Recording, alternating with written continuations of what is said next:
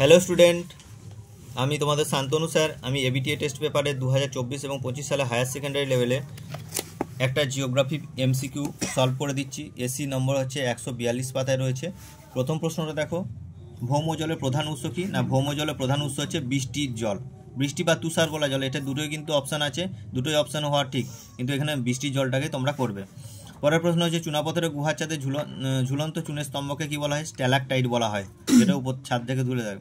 3 নম্বর প্রশ্ন, হিমবাহ অধ্যুষিত অঞ্চলে যে উপকূল দেখা যায়, হিমবাহ অধ্যুষিত অঞ্চল হচ্ছে ফিওর্ড উপকূল। পরের প্রশ্ন হচ্ছে 4 নম্বর, গতিশীল ভারসাম্য তত্ত্বের জনককে? গতিশীল ভারসাম্য তত্ত্ব হচ্ছে যেটি হ্যাক করবে। পরের প্রশ্ন, নদীর দ্বীপ ও পলল ব্যাচ নিয়ে গড়ে ওঠে যে জলনির্গম প্রণালী, সেটা হবে বিনুনি আকৃতি জলনির্গম প্রণালী। নেক্সট হচ্ছে, মৃত্তিকা জৈব স্তর কোনটাকে বলা হয়? এখানে এ বি সি ডি ছিল, এটা ডিটাকে ও করবে। জৈব স্তর বলতে ও স্তরটাকে বলা হয়। একটি অনাঞ্চলিক মৃত্তিকা কি? একটা অনাঞ্চলিক মৃত্তিকা হচ্ছে পলল মৃত্তিকা, যেটা একটা অঞ্চলে সৃষ্টি না হয় অন্য অঞ্চলে সৃষ্টি হয়।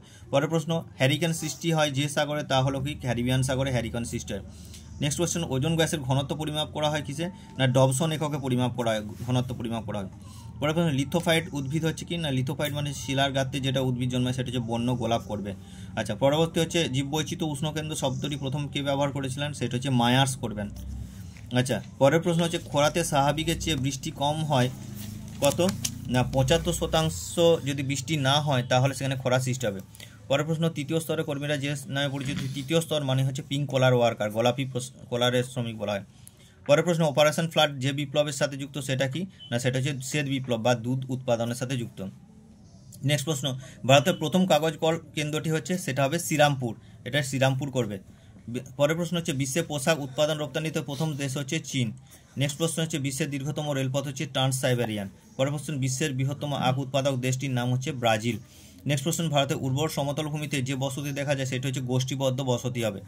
নেক্সট প্রশ্ন, অতীতে স্বাক্ষর বহনকারী মৃত নগরকে বলা হয় নেক্রোপলিস, যার পর আর নগরে বিস্তার ঘটবে না। নেক্সট প্রশ্ন হচ্ছে, ছত্তিশগড়ের প্রধান শিল্পটা কি? লৌহ ইস্পাত শিল্প। প্রশ্নগুলো আমি করে দিয়ে গেলাম, এমসিকিউগুলো, এসিকিউগুলো পরে করে দেবো।